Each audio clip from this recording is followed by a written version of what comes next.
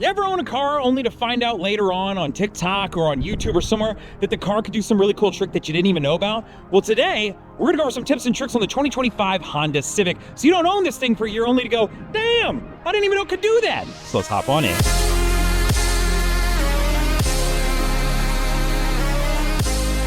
So this first tip or trip is going to be related to your doors. So the way the car is set up, when you walk up and put your hand on this door, it'll unlock this specific door, but what it doesn't do is open up those other doors.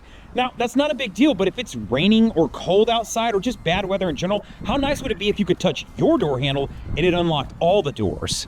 Let me show you how to set that up. All right, so what you're gonna do is hit your home button. Once you get to your home button, you wanna scroll through here until you find vehicle settings.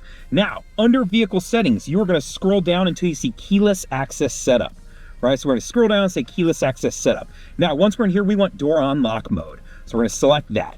Now from here, driver's door is what the default is set to. If I set it to all doors, now when I touch the door handle, it'll unlock all the doors of the vehicle. All right, guys, so this next feature is kind of important to people like me where you got a lot of stuff in the car. You got cameras, you got all these different things.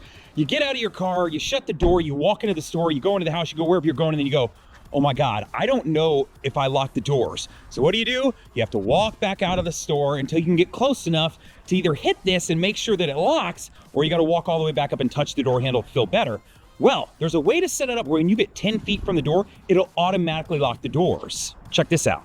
All right, so what we wanna do is we wanna go into vehicle settings. Now, once you're under vehicle settings, you wanna go to door and window setup. So we're gonna scroll down here until we see door setup, right? Now, we're gonna select this. Once we're inside of this, we're then gonna go to walkway auto lock. So select this feature. This is always turned off on the default. Not really sure why. It'd make a lot of sense to have this permanently on. Go ahead and select that. Now, whenever you get out of the car and you get 10 feet from it, it'll automatically lock the doors for you. Now, I'm based out of Austin, Texas, so it is hot 90% of the year here. So this next feature is gonna make a lot of sense. If you wanna roll down your windows, you can press the unlock button and then press it again and hold it. While you hold it down, it'll roll down the window so long as you're still holding it down. Really cool feature, right? Now, I like that feature, but what if you're saying, is there a way to turn this feature off? There is. Let me show you how. So to turn this feature off, we are gonna go into vehicle settings, and then we are gonna select door and window. So we wanna come down here and find door and window, right? So door setup. We're gonna select that. Now, if we scroll down to the very bottom, we should see a feature related to remote power window controls. If I select that, you can then turn that feature off right here. So this next feature is actually going to be related to your gas cap. The first off thing you should know is this is connected to your door locks. So if the doors are locked like they currently are, it will not open. But if I go ahead and unlock the doors, this then pops open. Now, speaking of that, you ever ran out of gas? I have. I've done it twice in my life, and one of them, I was a full-grown adult. It happens. But if this does happen, there's something you should know. First off, there's a valve here. So if you ran out of gas, I need a way to hold that open to pour gas in here so I can get to the nearest fill-up station. If you come around to the back, when you go into the bottom down here, there's a little funnel right here that you can use, right? So with all your jack and your accessories and your spare, that is what this funnel is designed to do, is to hold this open so that you could pour gas down into it. Now, for my colder climate guys, you ever had this get stuck and then frozen to where you can't get it to pop open? Let me show you a trick. You come back up in here, up in the corner, there's a little wire you can pull right here to help pop that sucker open. Have you ever been walking out to your car and you get all the way out there only to discover that the battery's died? For whatever reason, you left the lights on, interior light, or the car battery just died. Now, that usually wouldn't be a big deal, except for the door locks are all connected electronically. So I couldn't get into the door because the fob won't work. And if I can't get in the doors, then I can't even pop the trunk if I have belongings or my laptop out there. So the question is, how would I get into the car and then into the trunk? So the first thing we're gonna do is we're gonna come to our set of keys. Now on your set of keys, there's a little button you can press right here. If you press this button, there's a key that will pop out. Now this key has a purpose. If I come over here to the door, underneath the door, there's actually a spot where you can put that key in. If you put that key in, that'll let you get into the door. So now you've got into the car, right? So if you had any belongings in the car, cool, we're one step ahead. But I still don't know how to get in the trunk because that's electronically connected to the doors too. So you would get in, from there, you would then have to reach to the back and pop open your second door, right? Because these are all connected. Now, once you get back here, this is where things get interesting. If you come back here, there's a little panel right here. This little panel. Now I've already popped this open, but you can use a key to pop it open. You might end up using this guy. When you pop this sucker open, you'll see in there that there's a spot, right? Where I can pull. If I pull that, it'll pop my trunk so that even if the car died, I could get into the car and I could even get all the way into the back of the vehicle to get my belongings out. So this next feature is designed if you want to be able to lock your keys in your car, because this is a smart key entry. So what that means is if I were to leave my keys in the car, hit the lock button and then lock it, it'll actually pop back open, right? So car opened, it won't lock the keys inside of it. But there are times when you want to be able to lock these in it. Maybe you're going to float the river. Maybe you're going for a run, right? Maybe you don't want to have to keep this on you, or maybe somebody's coming to pick up a car, a tow truck, whoever, and you want to be able to leave the keys in the car while it's locked until that other person gets there with the spare or whatever the case may be. Let me show you how to turn off the lockout prevention feature. We're going to go to vehicle settings. Now, once we're under vehicle settings, we want to go to door setup. So we're going to scroll down here until we see door setup. Now we're going to select that. Now we want to scroll down and you are going to see a lockout prevention selection. You're going to go ahead and select that. From there, you can then turn that feature off. So this next feature is related to remote start. So I'm going to be showing you this on the Sport so you can see how this works. If you're not familiar with remote start, how it works on Hondas, let me explain. So on the car, if I ever want to turn the car on, I'm going to press the lock button to make sure it's locked, and then I'm going to press this little round circle button and hold it. When you do that and then let go, you're going to see the lights flash and then it'll crank up the car. From there, the car will then run for 10 minutes. Now, you can extend that by doing that same process again and give it up to 20 minutes. Now, good things to know. If remote start is new to you, first off, the car has to be locked for this to work. Even if somebody got into the car, if they don't have the key fob when they get in, because you have to put your foot on the brake and press the start button with the key fob in the car to then be able to shift in gear and take off. So understand that even if you started, it's not like somebody could run out to your car, jump in and drive away. So a safety precaution to know about. However, if that still makes you uncomfortable and you're like, I'd really just like to turn that entire feature off, I'm not going to use it anyway, let me show you how. All right, so to turn this feature off, we're going to come in here and we want to go into vehicle settings. So let me get the car fully cranked up. All right, so now I can select vehicle settings. Once I'm under vehicle settings, we are going to want to select keyless access setup. Once I'm under keyless access setup, you should be able to scroll down until you see remote start on off. From here, you can then turn that feature completely off. All right, so a lot of the new Hondas have several cameras and different sensors and all these kinds of things in the car designed to help you out, right? You've got forward collision warning systems that'll put the brakes on. You've got lane departure systems that'll not only let you know if you're leaving the lane, but it can also correct for you, right? Using cameras up here and all these different things. Well, that camera can also be used to detect street signs like speed signs. And not only can it pick them up and tell you what the speed is down on the dash, but also it can give you warnings in case you start to exceed that speed. Kind of helpful if you're driving to a place you don't know and you're thinking, man, I don't know what the speed limit is and I don't want to go over it and then get pulled over because I'm in a speed trap. Let me show you how to set it up to give you warnings on those speeds. All right, so we're going to go into vehicle settings. Now, once you're under vehicle settings, we want driver assist system setup. So there's two things that we're going to do here. First, we're going to scroll down, right? So these are all some of those safety features that I was mentioning, and we want to go to traffic sign recognition system display, right? So that setting should be on, but we want to turn the warnings on first. So I want to come over here and go, okay, let's turn that on. Now, once that's on, then we're going to jump back in, right? And then we can select how those warnings work. So let's see if I can go back and we can get to that. So now we want speed limit warning threshold settings. So this is where I can pick like, okay, well, do I want it to be when I go over by 3 miles, over by 5, right? So you can determine like, hey, if I get 10 over, you should probably beep in the car to let me know like, hey man, you might want to slow down or you're going to get yourself a ticket. Here's where those settings are and you can pick from them. All right guys, so these next couple features have to do with the parking brake. So this one's kind of cool. And remember, got to have your seatbelt on for this to work. You ever get in your car, you go to shift it into drive, take off and the parking brake's on and you're like, why won't the car drive? And then you're like, oh, I left my parking brake on. Well, if you have your seatbelt on and you get in the car and the parking brake's on, you can just shift to drive. When you touch the gas pedal, it'll actually release it automatically for you so that you can take off and go. But you got to have your seatbelt on. Now, this next feature I want to talk to you about is called brake hold, right? So I'm going to press this button. When I press this, you're going to see brake hold come on up here. You see this little green box. Once again, got to have your seatbelt on for this feature to work.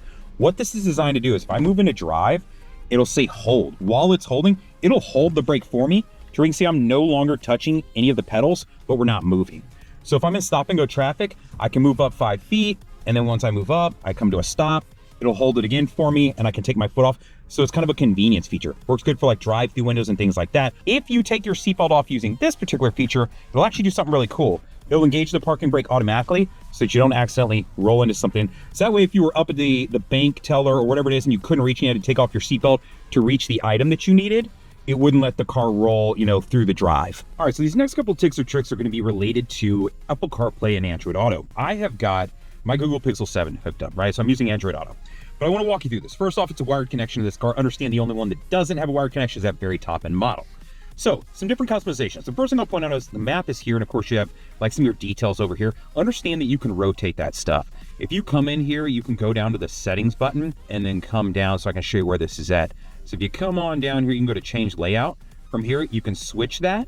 So now when you jump back over, you'll notice these have rearranged. Now this next tip or trick is going to be related to some custom actions you can set up. So if I jump in here, you're going to notice that I've got it set up to where I can hit this, and what it'll do is it'll take me immediately to the nearest Wendy's. So it drops it into Google Maps, gives me the nearest one, and then I can start. So I don't have to run that search. This is helpful if there's somewhere you go a lot. Maybe it's, Starbucks. Maybe it's the bank. So that's the first one I want to show you. The second part to this is I can set it up to quickly call a person. So if I touch this button, it'll actually dial and start calling that person for me. Your password, then press pound. So it dialed my number. By the way, if you ever have any questions, comments, concerns, know that I always leave my phone number and email in the descriptions of the video in case you need help. Right, so both of these custom actions are things that you can set up. Now, how do you do it? Let me show you. But before I show you that, notice that right now I've got this order as far as when you get up here. You can rearrange the order to all this too. So I'm gonna show you where all three of these things live at one time. So if we come down here, there's a customize button over here you can select. So I'm gonna select the customize button. When you do, it's gonna launch this in your app. Now, when it launches, the first thing you can do is obviously you can rearrange the order. So if I wanted to move one of these up, move Whataburger up, do whatever I want to do, know that you can absolutely do that right here. Now, for it to take place, I'd have to either turn the car off or back on or disconnect from Apple CarPlay or Android Auto and then reconnect. Now, the second part to this is how do I do those custom actions I was talking about? Add a shortcut. That's where you're going to want to go. When I go to shortcut, if it's I want to add a person to call, simply select that, go find the person and select them, and then it'll add it in. Now, the second part to that is if I want to come in here and go, hey, I want to add an assistant action.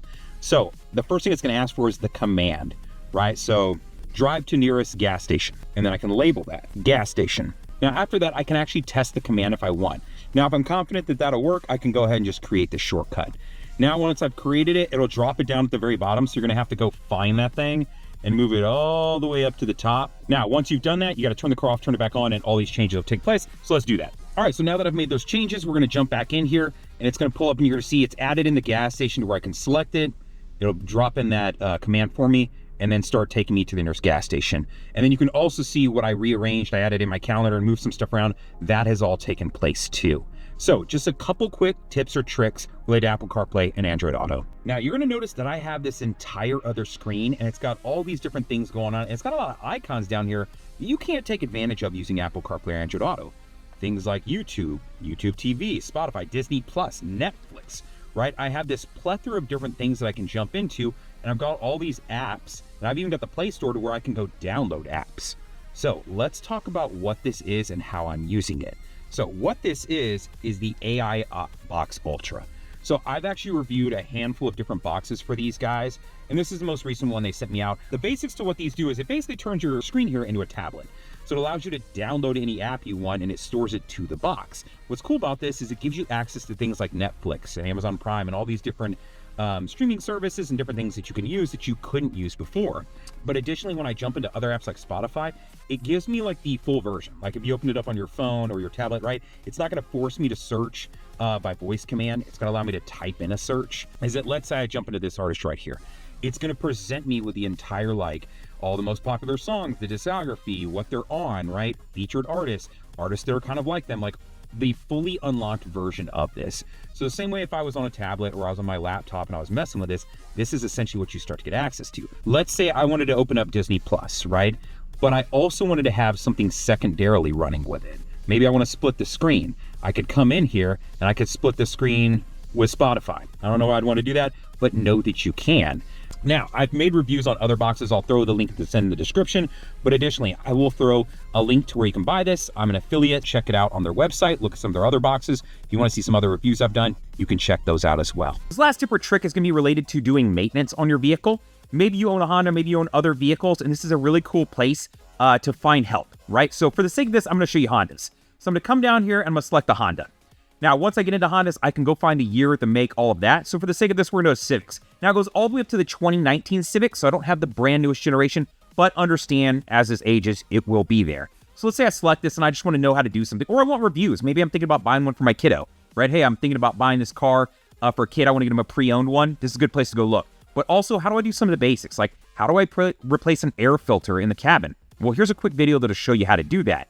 Or maybe it's the air filter that's in the engine, right? How do I jumpstart the battery? How do I replace the battery? How do I connect up to Bluetooth?